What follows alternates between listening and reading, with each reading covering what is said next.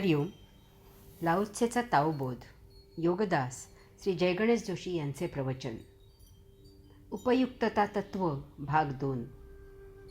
जगात प्रत्येक ठिकाणी इतकी चढाओढ आहे की त्यामुळे द्वेष, मत्सर, ईर्ष्या वाढत जात आहे. प्रत्येकजण शहाणा झाला आहे. ज्ञानाचा प्रसाराचा हा दुष्परिणाम म्हणायचा तर हे सर्व त्यापूर्वीही होते. त्याचे ठिकाण, कारणे निराळी होती इतकेच.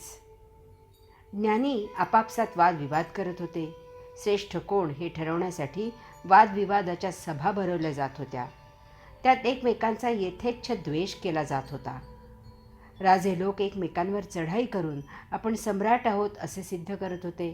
त्यासाठी प्रचंड नरसंहार होत होता. आता व्यापारी सर्वात जास्त उलाढाल कोण करतो, कोण जास्त श्रीमंत आहे यात स्पर्धा करत आहेत. पूर्वी कर चुकवून दिवाळे कोण काढतो यात स्पर्धा होती. अनेक कंपन्या स्थापन करून त्यांचे दिवाळे वाजवून दाखवणारा सर्वात श्रीमंत समजला जात होता. आता जास्त कर कोण भरतो याची स्पर्धा आहे. त्यावरून भांडणे वाद होत आहेत. अशा यादीत आपले नाव वर असावे यासाठी झगडा होत आहे. खेळातही जीव घेणी स्पर्धा आहे. विक्रमवीर होण्यासाठी धडपड सुरू आहे. त्याला जोडून सर्वात जास्त जाहिराती कोण करतो यावर नजर आहे. त्यासाठी जाहिरातीची सर्वात जास्त किंमत कोण मिळवतो यातही स्पर्धा आहे. ज्याच्यावर जास्त टीका होते, चिखलफेक होते तो श्रेष्ठ ठरत आहे. अशांवर केलेल्या बदनामीची पुस्तके खपत आहेत. ते लेखक श्रीमंत होत आहेत. बदनामी झालेला हसत आहे की मी त्यासाठी निवडला गेलो म्हणजे सर्वात श्रेष्ठ मीच आहे. नट नट्या क्रमांक 1 कोण यासाठी झटत आहेत. एकमेकांचा द्वेष आणि मत्सर करत आहेत.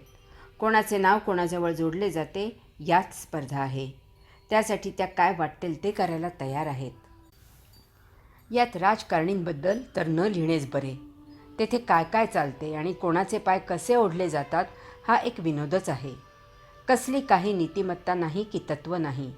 आज उच्चार केलेले तत्त्व उद्या लय पावते आणि त्याच्या विरुद्ध तत्त्वाचा उदो उदो केला जातो. आजचा मित्र उद्याचा कट्टर शत्रू असतो आणि आजचा शत्रू उद्याचा परममित्र असतो. यात सतत बदल होत असतात. स्वतःचा घोटाळा लपवून ठेवणारा आणि दुसऱ्याचा घोटाळा उघड करणारा हुशार असतो. प्रसंगी काटा काढण्यासाठी स्वपक्षातील माहिती विरोधी पक्षांना पुरवली जाते. सर्वत्र बजबजपुरी आहे. प्रत्येक ठिकाणी रस्सी खेच आहे. कारण एकच की श्रेष्ठ कोण आणि कनिष्ठ कोण हा प्रश्न आहे. कोण कुणावर कुरघोडी करतो याची वाट पाहणे आहे. म्हणून लाओत्से म्हणतो की श्रेष्ठ कनिष्ठ अशी भावनाच नसेल तर लोकांमध्ये द्वेष आणि संघर्ष नसेल. दुर्मिळ वस्तूंचे मूल्यमापन. माणसाकडे जे आहे त्याची त्याला फारशी किंमत नसते. कारण अतिपरिचयात अवज्ञा झालेली असते. घरच्यांची किंमत राहत नाही. बाहेरच्यांना किंमत द्यायला मनुष्य सहज तयार होतो.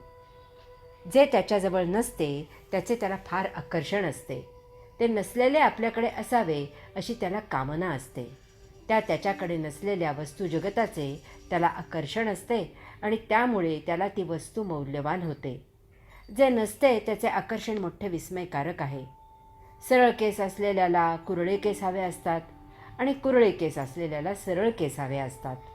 शहरात राहत असलेल्याला खेडेगावाचे आकर्षण असते आणि खेडेगावात राहत असलेल्याला शहराचे आकर्षण असते. डॉक्टरांनी अमुक पदार्थ पथ्य म्हणून खाऊ नका असे सांगितले की नेमका तोच पदार्थ खावा असे वाटते. माणसाच्या या स्वभावामुळे एक वेगळीच गोष्ट होते. जी वस्तू दुर्मिळ असते त्या वस्तूचा बाजारभाव वधारतो. स्वाभाविकच आहे. दगड मातीसारखे सहजच सोने उपलब्ध नाही. त्यामुळे सोने दगडापेक्षा महाग असते. अर्थशास्त्राचा नियम तयार होतो. वस्तूची उपलब्धता कमी की तिची किंमत जास्त. याउलट वस्तूची उपलब्धता भरपूर की तिची किंमत कमी. नित्य जीवनात आपण पाहतो की अचानक कांद्याचा भाव ऐकूनच डोळ्यात पाणी यायची वेळ येते. कारण कांदा बाजारात येईनासा होतो. लाओत्से सांगतो की दुर्मिळ वस्तूंना अवास्तव महत्त्व न दिल्यास चोरायची वृत्ती निर्माण होणार नाही. जितकी वस्तू दुर्मिळ तितकी ती जवळ असावी अशी इच्छा जास्त होते. हा अहंकार असतो. 4 जणांजवळ अमुक नसते, फार थोड्या लोकांजवळ ते असते. मग आपण त्या थोड्या लोकांपैकी एक असावे अशी उर्मी तयार होते. ती वस्तू मिळाली तर ती मिळाल्याचा अहंकार फुलून येतो. ती वस्तू जोपर्यंत मिळत नाही तोपर्यंत तो उफाळलेला अहंकार अस्वस्थ करतो, चैन पडत नाही. त्यासाठी काहीही किंमत द्यायची तयारी असते. नेमकी हीच गोष्ट चोर हेरतात. जर ही दुर्मिळ गोष्ट मिळवली तर त्या वस्तूला भरपूर भाव येईल, भरपूर पैसे मिळतील हे ओळखून अशा वस्तूंची चोरी होऊ लागते. चोर अशा दुर्मिळ वस्तूंकडे त्यांच्या चोरीच्या धंद्यासाठी आकर्षित होतात. त्यासाठी धोका पत्करून अशा दुर्मिळ वस्तूंची चोरी केली जाते. त्यासाठी सापडल्यास समाजाकडून मार खाण्याची आणि नंतर तुरुंगात जाण्याची तयारी असते. कारण न सापडण्याची शक्यता जास्त असते आणि त्यामुळे हा धोका घेतला जातो. चोरसुद्धा असेच म्हणतात की धंदा म्हटला की धोका हा असणारच. कोणत्याही दिवसाचे वर्तमानपत्र काढावे, त्यात महिलांचे मंगळसूत्र हिसकावल्याची एक तरी बातमी असतेच असते. सोन्याच्या दागिन्यांसाठी डाका घातला जातो. चोर निर्दयपणे त्या घरच्या महिलांचे हात तोडतात, मान मुरगाळतात, त्यांना ठारही मारतात. पण सोन्याचा हव्यास केला जातो. चोरीचा धंदा टिकून असतो.